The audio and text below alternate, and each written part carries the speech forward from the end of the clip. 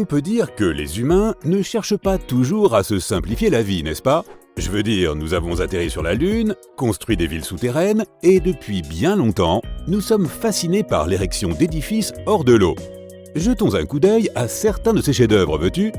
On pourrait penser que les gens n'ont développé la technique permettant de construire sur l'eau que récemment. Mais rends-toi jusqu'aux Bouches de Kotor, dans le Monténégro, et tu verras que c'est loin d'être le cas. On dit que cette île magnifique, construite par l'homme, a pris naissance alors que des pêcheurs jetaient des pierres au beau milieu du lac, toujours au même endroit. Cela aurait donné aux constructeurs suffisamment de support lorsqu'ils ont finalement décidé d'ériger un bâtiment au centre de la baie. Également connue sous le nom de Notre-Dame du Récif, cette structure en pierre est l'un des plus précieux joyaux du Monténégro. Les touristes visitent cet endroit toute l'année et y accéder n'est pas déjà une mince affaire. Les visiteurs doivent emprunter un ferry express, d'où ils pourront profiter d'une vue merveilleuse sur la baie et le Monténégro continental. N'hésite pas à y faire un saut si tu passes dans la région. Maintenant, tant que nous cherchons des monuments bâtis sur l'eau, alors il n'y aura probablement pas beaucoup plus majestueux que le palais de Jal Mahal à Jaipur, en Inde. Son nom se traduit littéralement par « palais sur l'eau ». Sa magnifique façade en grès de terre cuite se reflète dans le lac Mansagar, sur lequel le palais a été construit. L'édifice est haut de 5 étages. Il a été construit à l'origine en 1699 par un Maharaja indien. Et c'était un projet assez ambitieux, compte tenu de l'époque. On dit que le palais possède une somptueuse terrasse. Autrefois, il comportait également des arcades. Le bâtiment a 4 dômes à chacun de ses coins, un élément d'architecture emblématique de l'époque à laquelle il a été construit. Malheureusement, le palais n'est plus ouvert aux visiteurs aujourd'hui, mais il est toujours possible de profiter de la vue de ce monument depuis la rive du lac. Et en parlant d'ambition, voici une solution assez surréaliste si tu veux mon avis. La Freedom Cove, située au Canada, en Colombie-Britannique, est une île artificielle qui va te stupéfier.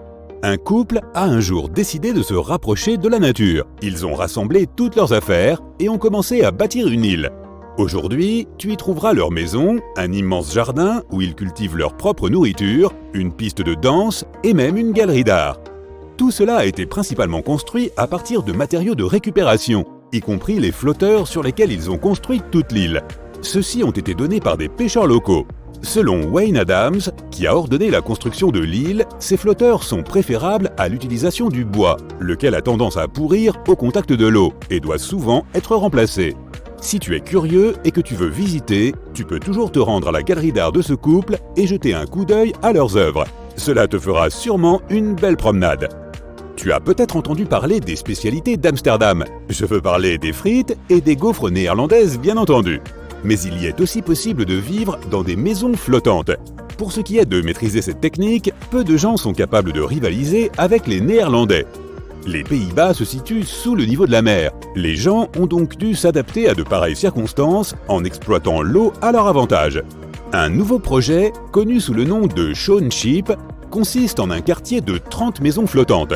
Au lieu d'être reliées par des rues et des ruelles, elles sont connectées par des ruisseaux et trempent dans différentes parties du canal. Ces maisons ont d'abord été construites sur la terre ferme, puis acheminées ici par bateau. Selon les architectes impliqués dans le projet, le poids de ces maisons est la chose la plus importante à prendre en compte. Si elles sont trop lourdes, elles couleront mécaniquement et l'eau envahira le bâtiment. Mais une fois que tout est bien conçu, le résultat est proprement incroyable. Le meilleur aspect de la vie sur l'eau, selon l'un des propriétaires, serait d'être en phase avec la nature. On n'y pense peut-être pas au premier abord, mais vivre sur l'eau apporte beaucoup de lumière naturelle dans une maison, puisque l'eau reflète la lumière dans les espaces de vie. Qui n'aimerait pas être invité à prendre le thé dans une telle maison?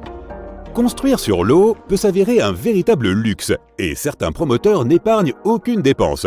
C'est le cas du Burj Al Arab, l'un des hôtels les plus luxueux au monde. Il se situe à Dubaï. L'hôtel se trouve sur une île artificielle au large de la côte de Jumeirah Beach. Tu peux y accéder par un ponton impressionnant de plus de 270 mètres de long. Le fait que l'hôtel soit construit sur l'eau en rend les photos d'autant plus belles.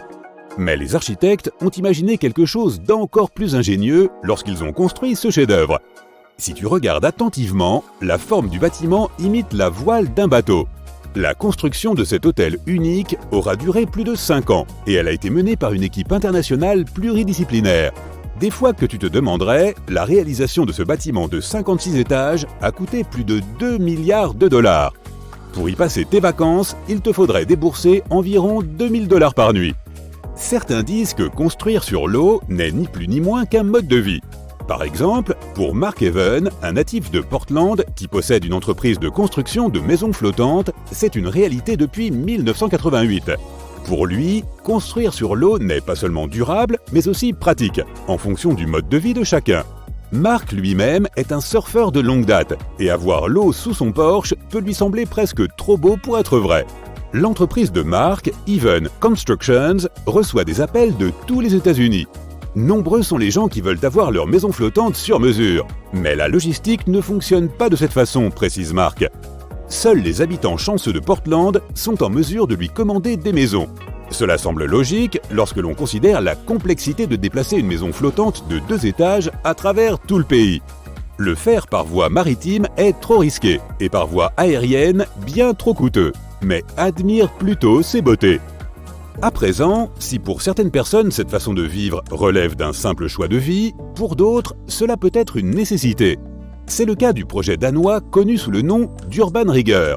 L'augmentation constante du prix des logements étudiants rendait presque impossible pour ceux-ci de vivre près du centre-ville. La solution était plutôt inattendue. Pourquoi ne pas bêtement agrandir la ville? Et pourquoi pas dans l'eau? Cette vaste entreprise consiste en un nouveau quartier flottant avec de l'air frais, une vue imprenable sur la mer et tout le confort moderne. Le projet devait s'avérer durable tout en restant abordable. C'est pourquoi le quartier est rempli de jeunes gens et d'une vie culturelle animée. Ce projet a été conçu en 2018 par des architectes de renommée mondiale. Et pour le rendre moins onéreux, ils ont utilisé des conteneurs afin de construire les maisons. Urban Rigger est composé de 9 unités de conteneurs disposées ensemble en cercle. Il y a une cour centrale pour les divers événements et le tout repose sur une plateforme flottante. La structure surplombe les eaux et repose sur les mêmes principes qu'un bateau. Ses créateurs disent qu'il serait assez facile de la reproduire dans d'autres parties de la ville, voire même dans d'autres villes du monde. Enfin, l'un des avantages de vivre sur l'eau est la possibilité de vivre également sous l'eau. Laisse-moi te présenter le Floating Seahorse. Tu as probablement déjà croisé une péniche dans ta vie, mais ajoute un soupçon de luxe ostentatoire à tout cela et tu obtiendras une maison sur l'eau aussi étonnante que celle-ci. Cette demeure maritime fait partie d'une flotte de 130 maisons similaires construites au large des côtes de Dubaï. Le mieux dans tout cela, la chambre à coucher se trouve à l'étage le plus bas, ce qui signifie que tu roupilles sous les vagues. Et oui, ces maisons sont équipées d'immenses fenêtres donnant sur les récifs coralliens. Ce n'est pas exactement la vue ordinaire d'une arrière-cour, dirait-on. Et ce n'est pas la seule caractéristique époustouflante de l'endroit. L'étage supérieur dispose de son propre bar et de son jacuzzi. Toutefois, si tu étais intéressé par l'acquisition d'une de ces maisons, tu devrais attendre jusqu'en 2025. Mais ça peut valoir la peine d'attendre. Tu imagines un peu organiser une teuf à bord de l'une de ces baraques ?